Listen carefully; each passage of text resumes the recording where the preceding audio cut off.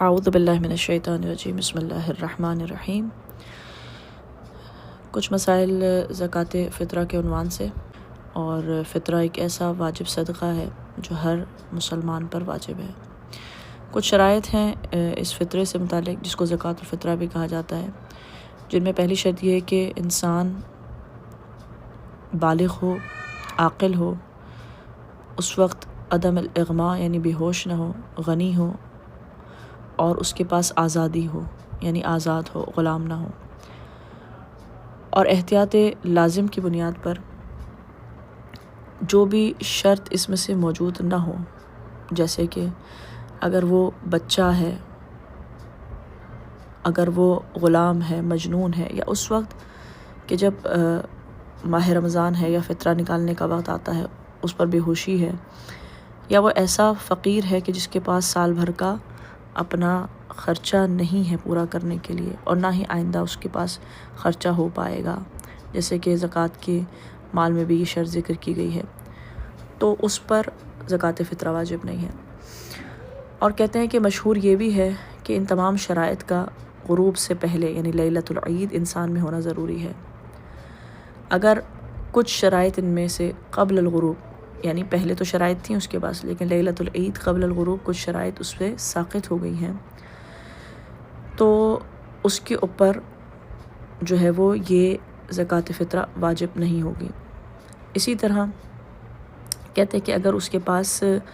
جمع ہو گئی یہ شرائط، یعنی پہلے نہیں تھی لیکن غروب سے پہلے یہ شرائط واپس آ گئی ہیں، تو پھر اس پر زکوٰۃ فطرہ واجب ہو جائے گا۔ بلکہ احتیاط لازم کی بنا پر اگر غروب کے بعد بھی اس کے اندر یہ شرائط آ جائیں واپس لیلۃ العید، تو اس کے اوپر زکوٰۃ فطرہ واجب ہے۔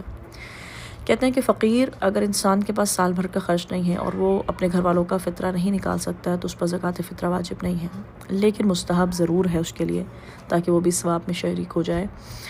کہ اپنے گھر کا جو سربراہ ہے وہ، یعنی ایک طریقہ بتایا جاتا ہے کہ وہ فطرہ نکالے، ایک فطرہ جو 3 کلو آٹا یا 3 کلو چاول جو بھی وہ کھاتے ہیں، اور اس کے بعد دائرے میں اپنے تمام گھر والوں کو لے کر بیٹھ جائے اور ایک ایک کر کے اپنے برابر والے کی سپرد کرے تصدق کی نیت سے، پھر وہ اپنے برابر والے کی سپرد کرے، اس طرح اس دائرے میں گھوم کر واپس اس تک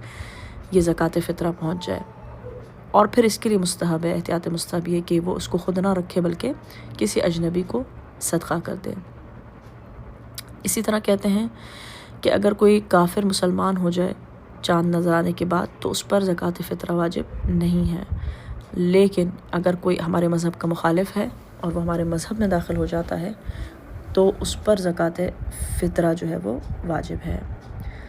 اور یہاں پر یہ بھی کہا جاتا ہے کہ زکوٰۃ فطرہ اس شخص پر واجب ہے جن میں تمام شرائط ہوں، وہ اپنے نفس کا بھی نکالے گا اور ہر اس انسان کا نکالے گا جو اس کی سرپرستی میں ہے، جو اس کے لیے واجب النفقہ ہے، چاہے وہ اس کے قریب رہتا ہے یا نہیں رہتا، چاہے وہ مسلمان ہے یا کافر ہے، چاہے وہ چھوٹا ہے یا بڑا ہے، بچہ ہے مثلا۔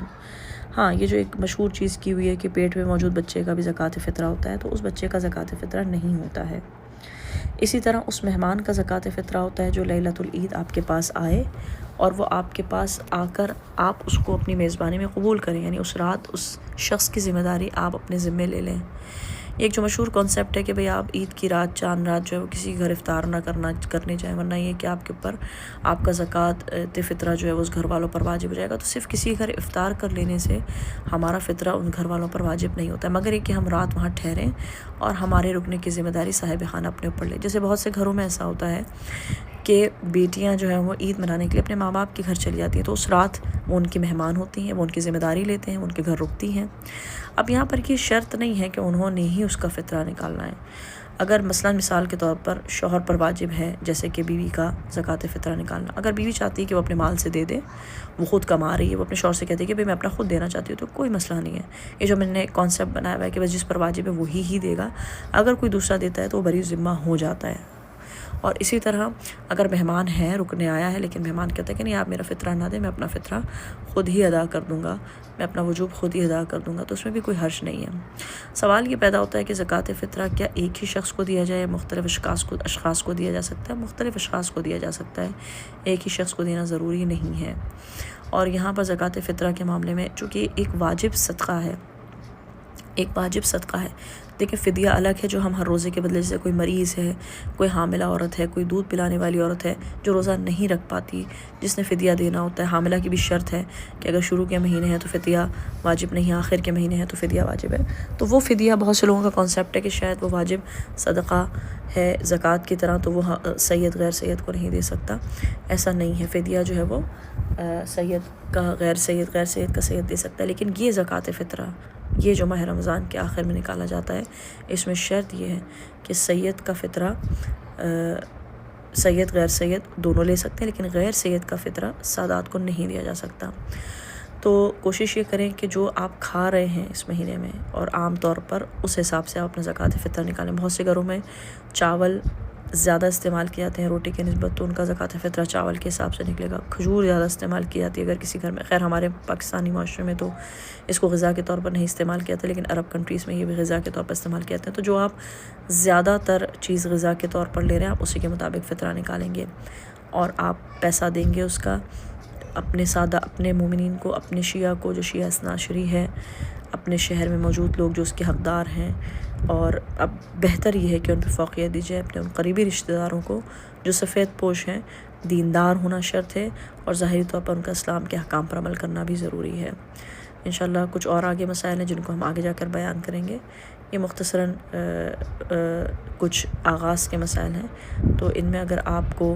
کوئی بھی ایسی کنفیوژن ہے کہ جو باقی رہ جاتی ہے، کیونکہ آخری وقت تک بھی لوگ سوال کر رہے ہوتے ہیں، تو انشاءاللہ آپ گروپ میں پوچھ سکتے ہیں۔